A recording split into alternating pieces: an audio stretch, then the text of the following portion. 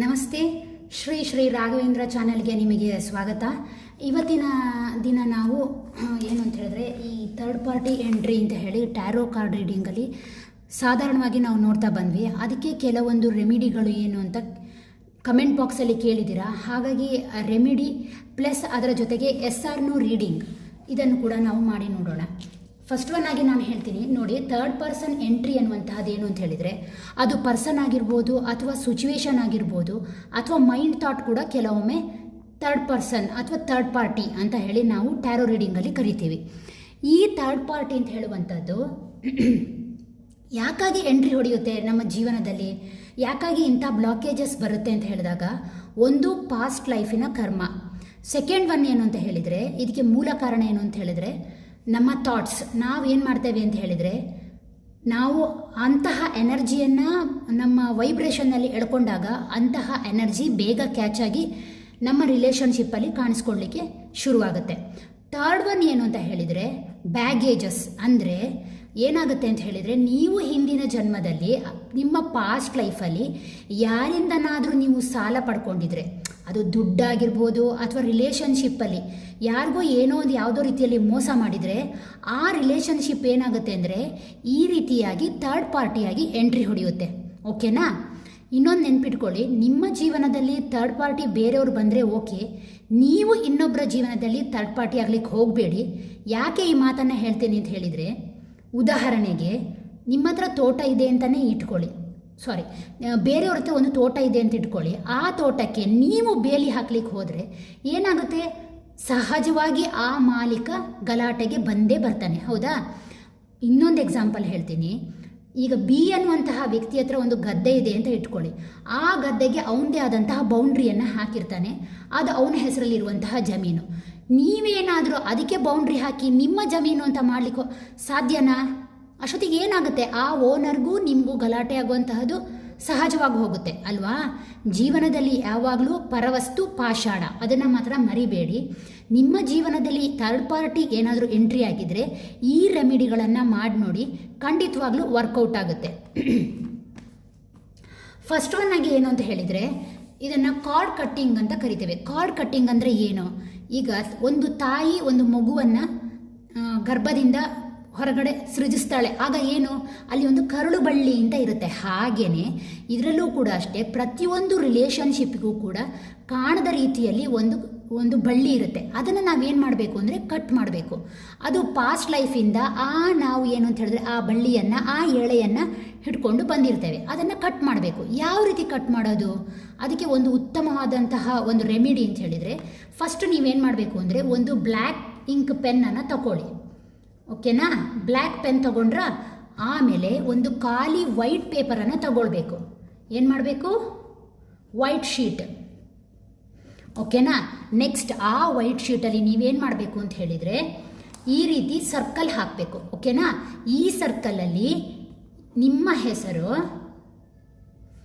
ಮತ್ತು ನೀವು ಇಷ್ಟಪಟ್ಟಂತಹ ವ್ಯಕ್ತಿಯ ಹೆಸರು, ಓಕೆನಾ, ನಿಮ್ಮ ಪರ್ಸನ್ನ ಹೆಸರು, ಓಕೆನಾ, ಎರಡೂ ಹೆಸರನ್ನು ಬರಿಬೇಕು. ಕಾಣಿಸ್ತಾ ಇದೆಯಾ? ನಿಮ್ಮ ಹೆಸರು, ನಿಮ್ಮ ಪರ್ಸನ್ನ ಹೆಸರನ್ನು ಬರಿಬೇಕು. ಈ ರೀತಿಯಾಗಿ ಸರ್ಕಲ್ ಹಾಕುವಾಗ ಸರ್ಕಲ್ ಎಲ್ಲಿಯೂ ಕೂಡ ಕಟ್ಟಾಗಬಾರ್ದು. ಅದನ್ನು ಒಂದೇ ಸಲಕ್ಕೆ ರೌಂಡ್ ಅಪ್ ಮಾಡಬೇಕು. ಓಕೆ, ಸರ್ಕಲ್ ಚೆನ್ನಾಗಿ ಬರಲಿಲ್ವಾ? ತೊಂದರೆ ಇಲ್ಲ, ಬಟ್ ಎಲ್ಲಿಯೂ ಕೂಡ ಕಟ್ಟಾಗಲಿಕ್ಕಿಲ್ಲ. ಜಾಯಿಂಟ್ ಕಟ್ಟಾದರೆ ಪುನಃ ರಿಪೀಟ್ ಆಗಿ ವಾಪಸ್ ಬರ್ತಾರೆ. ಆದ್ದರಿಂದಾಗಿ ದಯವಿಟ್ಟು ಕಟ್ ಮಾಡಲಿಕ್ಕೆ ಹೋಗಬೇಡಿ. ಅದನ್ನು ಕ್ಲಿಯರ್ ಆಗಿ ಒಂದು ಸರ್ಕಲನ್ನು ಟಚ್ ಮಾಡಿಬಿಡಿ. ಓಕೆನಾ? ಹೊರಗಡೆಯಿಂದ ಥರ್ಡ್ ಪರ್ಸನ್ ಅಂದರೆ ನಿಮ್ಮ ಜೀವನದಲ್ಲಿ ಥರ್ಡ್ ಪಾರ್ಟಿಯ ವ್ಯಕ್ತಿ ಯಾರಿದ್ದಾರೋ ಅವರ ಹೆಸರು ಗೊತ್ತಿಲ್ವಾ? ತೊಂದರೆ ಇಲ್ಲ, ಅಪರಿಚಿತ ಅಂತ ಹಾಕೋದು ಅಥವಾ ಅನ್ನೌನ್ ಅಂತ ಬರೆದಿಡೋದು ಇಂಗ್ಲೀಷಲ್ಲಿ. ಓಕೆನಾ? ಕಾಣಿಸ್ತಾ ಇಲ್ವಾ? ಈಗ ಕಾಣಿಸುತ್ತಾ? ಓಕೆ, ಈ ರೀತಿ ಹಾಕೊಳ್ಳಿ. ಇಲ್ಲಿ ನಿಮ್ಮ ಹೆಸರು ಪ್ಲಸ್ ನಿಮ್ಮ ಪರ್ಸನ್ನ ಅಂದರೆ ನೀವು ಪ್ರೀತಿಸ್ತಕ್ಕಂತಹ ವ್ಯಕ್ತಿಯ ಹೆಸರು, ಇಲ್ಲಿ ಆ ವ್ಯಕ್ತಿಯ ಹೆಸರು, ನಿಮಗೆ ಯಾರು ಕಿರಿಕಿರಿಯನ್ನು ಉಂಟು ಮಾಡ್ತಾ ಇದ್ದಾರೆ ಆ ವ್ಯಕ್ತಿಯ ಹೆಸರು. ಇದರ ಕೆಳಗೆ ನೀವು ಏನು ಬರಿಬೇಕು ಅಂತ ನಾನು ಹೇಳ್ತೇನೆ. All external interference and now ಅಂತ ಬರಿಬೇಕು. ಏನು ಬರಿಬೇಕು? ಆಲ್ ಎಕ್ಸ್ಟರ್ನಲ್ ನೋಡಿ, ಬೇಕಾದ್ರೆ ಕನ್ನಡದಲ್ಲಿಯೂ ಕೂಡ ಹೇಳ್ತೇನೆ. ಇಂಟರ್ಫರೆನ್ಸ್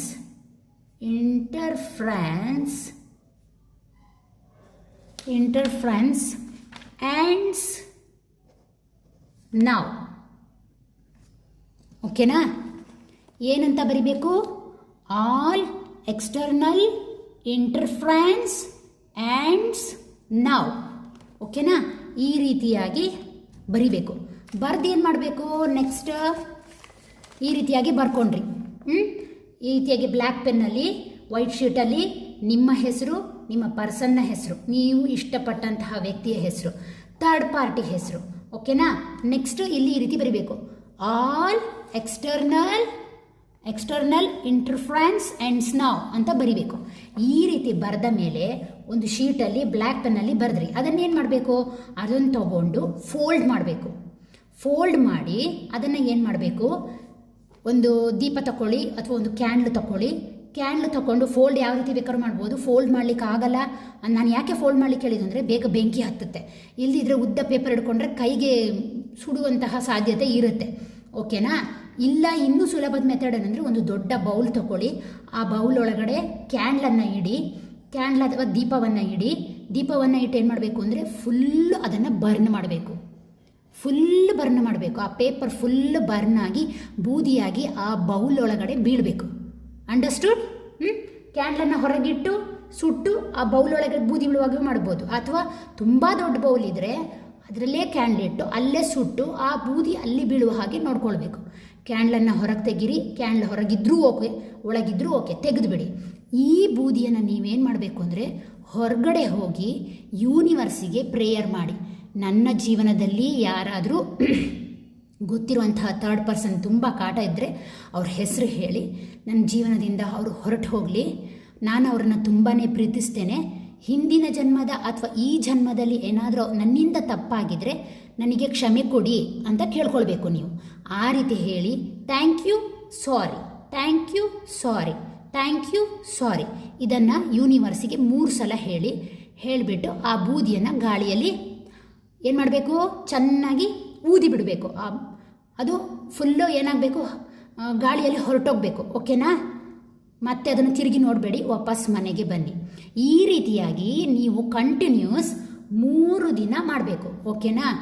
ಇದು 3 ದಿನ ಮಾಡ್ಬೋದು.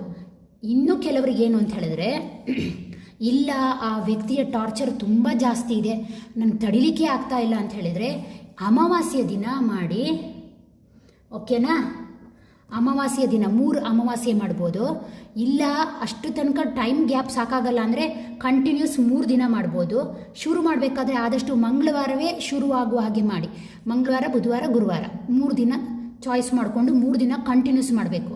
ಇನ್ನೊಂದೇನು ಗೊತ್ತಾ? ನೀವು ಎಷ್ಟು ಗಂಟೆಗೆ ಮಾಡಿರ್ತೀರೋ, ಈಗ ಮಂಗಳವಾರ ಸಂಜೆ ಒಂದು 6:30 ಮೇಲೆ ಮಾಡಿದ್ರಿ ಅಂತ ಇಟ್ಕೊಳ್ಳಿ. ಆ್ಯಕ್ಚುಲಿ ನಾನು ಹೇಳ್ತೇನೆ 6:30ಗೆ ಮಾಡಿದ್ರಿ ಅಂತ ಇಟ್ಕೊಳ್ಳಿ. ನೆಕ್ಸ್ಟ್ ನೀವು ಬುಧವಾರನೂ ಕೂಡ 6:30ಗೆ ಮಾಡಬೇಕು, ಗುರುವಾರನೂ ಕೂಡ 6:30ಗೆ ಮಾಡಬೇಕು. ಆ್ಯಕ್ಚುಲಿ ಇದು ಬೆಳಗ್ಗೆ ಮಾಡೋದಕ್ಕಿಂತ ಬೆಟರ್ ಯಾವಾಗ ಗೊತ್ತಾ? ಸಂಜೆ ಅಥವಾ ರಾತ್ರಿ ಮಲಗುವ ಮುಂಚೆ. ಓಕೆನಾ? ಮಲಗೋಕ್ಕಿಂತ ಮುಂಚೆ ಸಂಜೆ ಇದನ್ನು ಮಾಡಿ. ಹೀಗೆ 3 ದಿನ ಕಂಟಿನ್ಯೂಸ್ ಮಾಡೋದ್ರಿಂದ ನಿಮಗೆ ಥರ್ಡ್ ಪಾರ್ಟಿಯಿಂದ ಪರ್ಮನೆಂಟಾಗಿ ಸಲ್ಯೂಷನ್ ಸಿಕ್ಕುತ್ತೆ. ಓಕೆನಾ? ಅರ್ಥ ಆಯ್ತಲ್ವಾ? ನಿಧಾನವಾಗಿ ಈ ವಿಡಿಯೋನ ನೋಡಿ ಅರ್ಥ ಆಗುತ್ತೆ. ಓಕೆನಾ? ನೆಕ್ಸ್ಟ್ ಏನು ಮಾಡ್ಬೋದು ಈ ಥರ್ಡ್ ಪಾರ್ಟಿ ಎಂಟ್ರಿಗೆ ಅಂತ ಕೇಳಿದರೆ, ಇನ್ನೊಂದು ಸುಲಭವಾದಂತಹ ಮೆಥಡ್ ಅಂದರೆ ಬೆಳ್ಳುಳ್ಳಿ ಎಸಳು ಗೊತ್ತಲ್ವಾ? ಆ ಬೆಳ್ಳುಳ್ಳಿ ಎಸಳನ್ನು ತಗೊಳ್ಳಿ. ಇದು ನನ್ನ ಗುರುಗಳು ಹೇಳಿಕೊಟ್ಟದ್ದು. ಆ ಬೆಳ್ಳುಳ್ಳಿ ಎಸಳು ತುಂಬ ದಪ್ಪ ಗಾತ್ರದಿರಬೇಕು.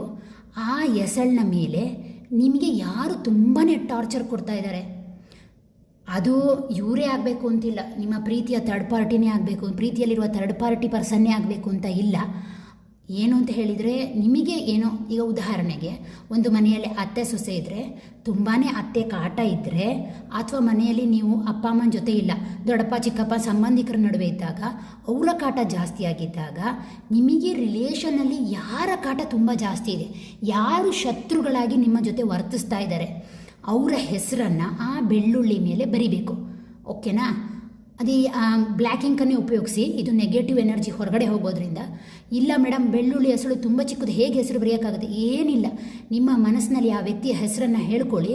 ಅವರ ಸ್ಪೆಲ್ಲಿಂಗಿನ 2 ಅಥವಾ 3 ಸ್ಪೆಲ್ಲಿಂಗನ್ನು ಬರೆದ್ರೆ ಸಾಕು. ಉದಾಹರಣೆಗೆ ನಾನು ತಗೊಳ್ಳೋದು ಈಗ ರಾಮ್ ಪ್ರಸಾದ್ ಅಂತ ಉದ್ದ ಇದೆ ಅಂತ ಅಂದ್ಕೊಳ್ಳಿ. ಅಷ್ಟೊತ್ತಿಗೆ ಏನು ಮಾಡ್ಬೋದು?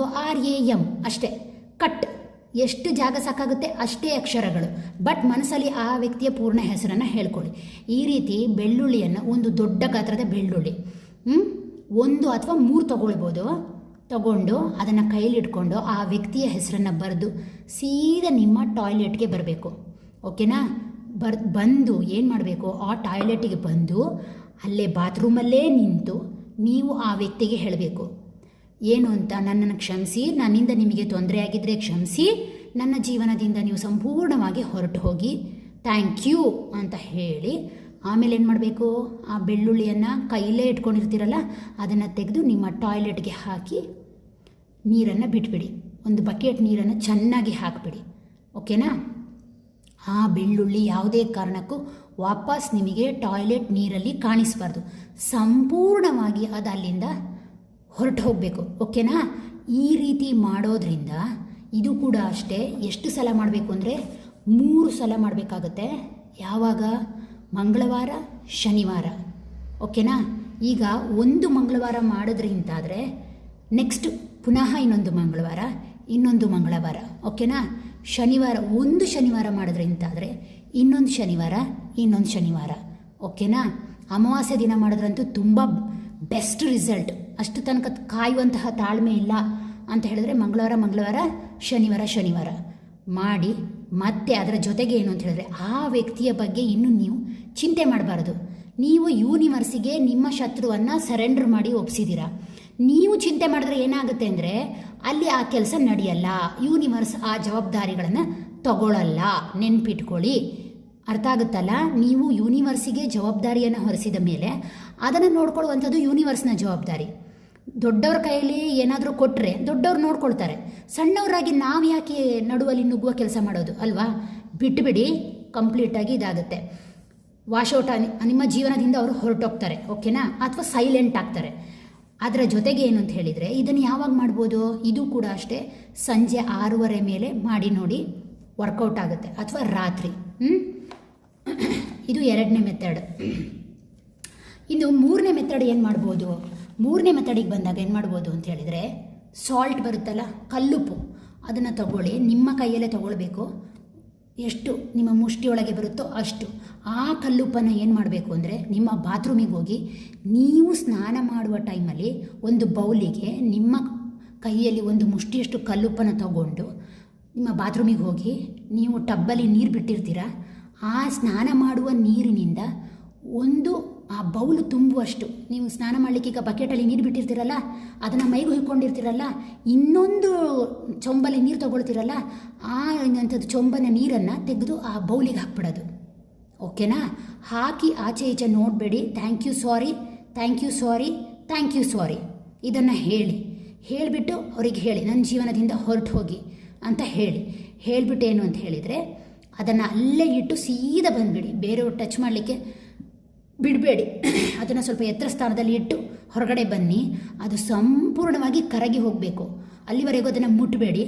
ಅದು ಕರಗಿ ಹೋಗುತ್ತೆ. ಕರಗಿ ಹೋದ್ಮೇಲೆ ಅದನ್ನ ಟಾಯ್ಲೆಟಲ್ಲಿ ಚೆಲ್ಲಿಬಿಡಿ. ಇದು ಕೂಡ ಅಷ್ಟೇ 3 ದಿನ ಮಾಡಿ ನೋಡಿ. ಮಂಗಳವಾರ, ಶನಿವಾರ. ಖಂಡಿತವಾಗ್ಲೂ ನಿಮ್ಮ ಜೀವನದಲ್ಲಿ ತೊಂದರೆ ಕೊಡುವಂತಹ ಥರ್ಡ್ ಪಾರ್ಟಿ ಹೊರಗಡೆ ಹೊರಟೋಗುತ್ತೆ. ಓಕೆನಾ? ಅಥವಾ ಅವರು ಕಂಪ್ಲೀಟಾಗಿ ಸೈಲೆಂಟ್ ಆಗ್ತಾರೆ. 100% ರಿಸಲ್ಟ್ ಇದೆ. ನಿಧಾನವಾಗಿ ಈ ವಿಡಿಯೋವನ್ನು ನೋಡಿ ನಿಮ್ಮ ಜೀವನಕ್ಕೆ ಇದನ್ನು ಅನುಸರಿಸ್ಕೊಳ್ಳಿ. ಓಕೆನಾ? ಇದು ಏನು ಅಂತ ಹೇಳಿದರೆ ಇವತ್ತಿನ ಒಂದು ರೆಮಿಡಿ ವಿಭಾಗ. ನೆಕ್ಸ್ಟ್ ನಾವೀಗ SR ನೋ ರೀಡಿಂಗನ್ನು ನೋಡೋಣ. ಕ್ವಿಕ್ಕಾಗಿ ಒಂದು SR ನೋ ರೀಡಿಂಗನ್ನು ತಂದಿದ್ದೇನೆ. ನಿಮ್ಮ ಮನಸ್ಸಿನಲ್ಲಿ ಯಾವುದಾದ್ರೂ ಕ್ವೆಶ್ಚನ್ಸ್ ಇದ್ದರೆ ಅದನ್ನು ಕೇಳ್ಕೊಳ್ಬೋದು. ನೋಡಿ, 5 ಫೈಲ್ಗಳನ್ನು ಇಟ್ಟಿದ್ದೇನೆ. ನಿಮಗೆ ಯಾವುದು ಅನುಕೂಲ ಆಗುತ್ತೋ ಅದನ್ನು ನೋಡ್ಕೊಳ್ಳಿ ಮತ್ತು ಸೆಲೆಕ್ಟ್ ಮಾಡ್ಕೊಳ್ಳಿ. ಓಕೆನಾ? ಹೆಚ್ಚು ತೆಗೆಯೋದು ಬೇಡ, ಯಾಕೆಂದರೆ ವಿಡಿಯೋ ಲೆಂತಿ ಆಗುತ್ತೆ. ಫಸ್ಟ್ ಒನ್, ಈ ಗಿಟಾರನ್ನು ಯಾರು ಸೆಲೆಕ್ಟ್ ಮಾಡಿದ್ದೀರೋ ಅವರಿಗೆ 10 ಆಫ್ ಪೆಂಟಿಕಲ್ ಬಂದಿದೆ. Yes, congratulation. ನಿಮ್ಮ ಆಲೋಚನೆ ಪ್ರಕಾರ ನೀವೇನು ಅಂದ್ಕೊಂಡಿದ್ದೀರೋ ಅದು ನಿಮಗೆ ಎಸ್. ಓಕೆನಾ? ಸೆಕೆಂಡ್ ಒನ್, ಯಾರು ಈ ಹಾರ್ಟನ್ನು ಚೂಸ್ ಮಾಡಿದ್ದೀರೋ ಅವರಿಗೆ ಏನು ಬರ್ತಾ ಇದೆ ನೋಡೋಣ. 2 ಆಫ್ ವಾಂಡ್ಸ್. ಎಸ್, ಇದು ಕೂಡ ಎಸ್ ಕಾರ್ಡ್ ಆಗಿದೆ. ನಿಮಗೆ ಏನು ಅಂತ ಹೇಳಿದರೆ, ನೀವು ಏನಾದರೂ ಕ್ವಶನ್ ಅಂದ್ಕೊಂಡಿದ್ರೆ ಅದು ಕೂಡ ಎಸ್ ಆಗುತ್ತೆ. ಓಕೆನಾ? ಪಾಸಿಟಿವ್.